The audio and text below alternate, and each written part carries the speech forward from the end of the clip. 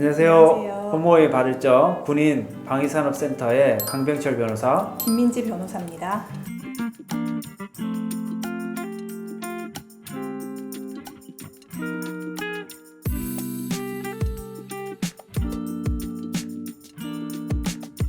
갑자기 뜻하지 않은 불미스러운 사건이 일어났을 때 변호사의 상담 그리고 변호사 선임이 필요하다라는 말을 들을 일이 있으실 텐데요. 그래서 이번에 저희 사무소에서 실제로 있었던 여러 가지 사건 사례들을 소개하고 법무법인 발을정 군인 방위산업센터에서 하는 일들을 좀 더 쉽게 여러분들에게 알려드리려고 합니다.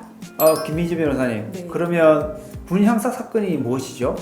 군 형사 사건이란 일반적으로 군인 또는 군무원이 폭행, 성범죄, 절도 등 범죄를 저질러서 군 수사기관의 조사를 받거나 군사법원의 재판을 받게 되는 사건을 말합니다. 간단히 말씀드리면 군인 또는 군무원이 저지른 범죄를 군 형사 사건이라 할 수 있겠네요. 그럼 군인이 범죄를 저지르면 무조건 군형법으로 처벌받는가요? 군대의 전쟁 능력을 침해할 수 있는 행위를 범죄로 정해놓은 것이 군형법입니다. 군인 또는 군무원이라는 신분으로 인한 재판 관할은 민간법원, 군사법원 어디에서 재판을 받느냐의 문제이고, 일반 형법을 적용할 것인가 아니면 군형법을 적용할 것인가의 문제는 군인 또는 군무원이 어떤 종류의 범죄를 저지르냐의 문제이기 때문에 궤를 달리하는 문제라고 볼 수 있습니다. 그러나 예외적으로 군형법에서 정하고 있는 일부 범죄 중 초병에 관한 죄라든지 아니면 초소침범죄와 같이 민간인이 저지른 범죄의 경우에도 군형법이 적용되는 경우가 있습니다. 그러면 지금까지 법무법인 발을정 군인 방위산업센터에서 다루었던 그 기억에 남을 만한 형사사건 하나를 소개해 주실 수 있으신가요?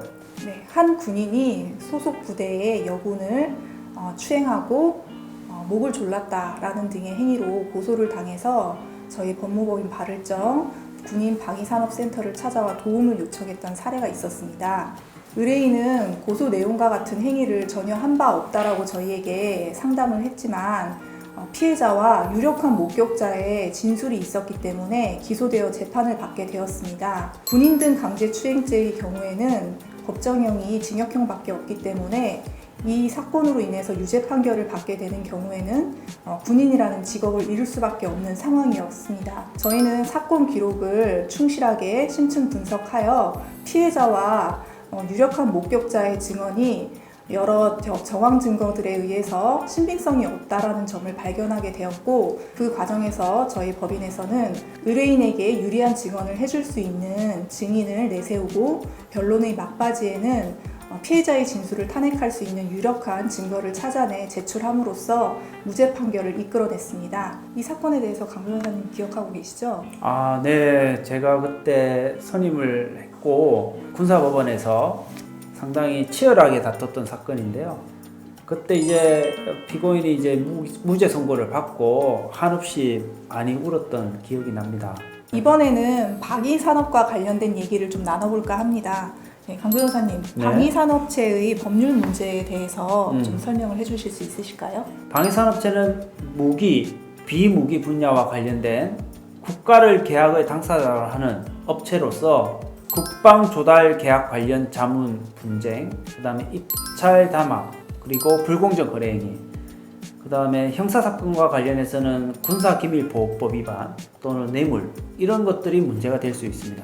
기본적으로 방위산업체도 사업체니까 회사법이 적용이 되고, 국가를 계약의 당사자로 하는 법률, 그리고 민법이 제일 중요하겠죠. 특히 방위사업청과 또 계약을 하는데 그 과정에서 부정당 업자 제재 처분이라는 게 있습니다. 근데 이 분야가 문제가 된다면 회사가 아주 어려운 지경에 이르게 됩니다. 그러면 저희 법무법인 발을정 군인 방위산업센터에서 실제로 다뤘던 방위산업 관련 사례를 하나 소개해 주실 수 있으실까요? 저희 의뢰인은 항공기용 엔진 및 부품 제조업을 하는 방위산업체이고요. 하도급인 역시 도급인인 방위산업체로부터 상륙기동 헬기, 초도 양산 지원 장비 납품 계약을 한 업체입니다. 하지만 납품을 했는데 그 하도급인의 지급 중지 요청에 의해서 그 원청인 방위산업청이 대금을 지급하지 않은 사안이었는데, 저희들은 그 의뢰인을 위하여 방위산업청을 이제 피고로 해서 주의적으로 직접 지급을 요청하고 예비적으로는 하도급인이 가지고 있는 채권을 대위하는 청구를 하였습니다. 우리 의뢰인은 이 사건 소송 제기하기 전에도 많은 협상을 아까 A라는 업체하고 했는데 A하고 이제 서로 입장 차이만 확인하는 수준에서 계속 미루어지다가 비로소 B가 적극적으로 소송을 하니까 이제 A 입장에서는 패소의 위험과 지연 이자의 부담, 그 다음에 아까 원청, 방위산업청과의 관계 등을 고려해서 A라는 업체가 적극적 입장으로 돌아서 가지고 재판의 결과가 나오기 전에 합의가 되었던 사안입니다.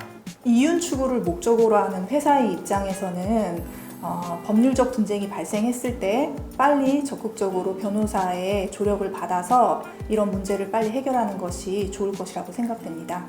오늘은 실제 사건, 실제 사례들을 소개하고 변호사가 어떤 도움을 줄 수 있는지 보다 직접적으로 알아보는 시간을 가졌는데요. 앞으로도 더 유익한 법률 이야기 많이 준비해 보도록 할 테니까요.